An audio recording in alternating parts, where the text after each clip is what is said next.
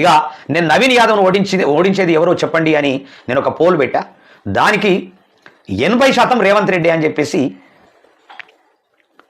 మనకు పోల్లో వచ్చింది.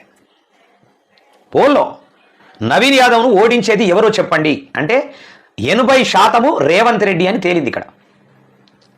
ఇక చూడుర్రి ఎంత దారుణం. కిషన్ రెడ్డి రామచంద్రరావు 0, కేసీఆర్ కేటీఆర్ 20%. అంటే బీఆర్ఎస్ పార్టీ 20% అయితే మరి కిషన్ రెడ్డి 0, ఇతరులు 0, కానీ 80% రేవంత్ రెడ్డి అని ఇక్కడ తేలింది మనం పోల్లో. మన పోల్ కరెక్టే ఉంటుంది వాస్తవానికి, ఇరిగిపోయే పోలు కాదు, పుచ్చిపోయే పోలు కాదు, మనది కరెక్ట్ పోల్ ఉంటుంది. కాకపోతే జూబిలీహిల్స్ బైపోల్లో గెలిపేవరిది అని అంతకు ముందు పెట్టింది. ఎందుకంటే అజారుద్దీన్ రాకున్న ముందు అజారుద్దీన్కు రిజెక్ట్ చేస్తారేమో అన్న ఉద్దేశంతో కాంగ్రెస్ పార్టీ వస్తుంది 50%, బీఆర్ఎస్ పార్టీ 43%. ఎడ్జు చాలా దగ్గర ఉంది. మరి ఆ ఎడ్జు ఇప్పుడు ఇక్కడికి వచ్చేసరికి అది ఫిలప్ అయిపోయింది. అంటే ఏంది, నవీన్ యాదవ్కు రేవంత్ రెడ్డి భారీ ఎత్తున మోసం చేయబోతున్నాడు. ముస్లిం ఓట్లు డివైడ్ అయిపోయినాయి, బీసీలకు కూడా కోపం వచ్చేసింది. ఏమని, మా బీసీ బిడ్డకు మంత్రి పదవి ఇస్తానని ప్రామిస్ చేసి టికెట్ ఇచ్చి ఇవాళ మంత్రి పదవి అజరుద్దీన్కి ఇవ్వడం పట్ల ఈయనకి ఏముండదు, ఈయన వల్ల ఏముంటుంది అనే కాన్సెప్ట్లో అందులో నుంచి కూడా కొంతమంది డైవర్ట్ అయ్యేటటువంటి అవకాశం ఉంటుంది.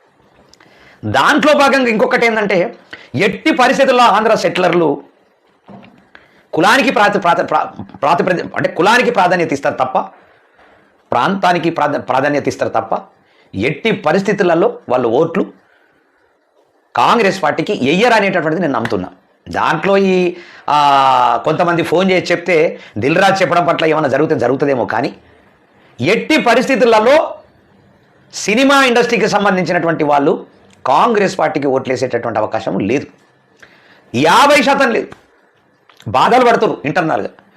ఇక ముస్లిం సోదరులు 50% డివైడ్ అయిపోయారు, బీసీ సోదరులు 50% డివైడ్ అయిపోయినరు, సినిమా ఇండస్ట్రీ 50% డివైడ్ అయిపోయినరు.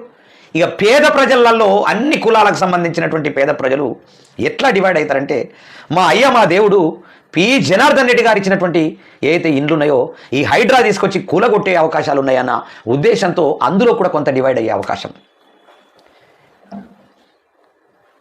వ్యక్తిగతంగా ఏమైనా గెలిస్తే ఈ 7% ప్లస్ అవుతుంది.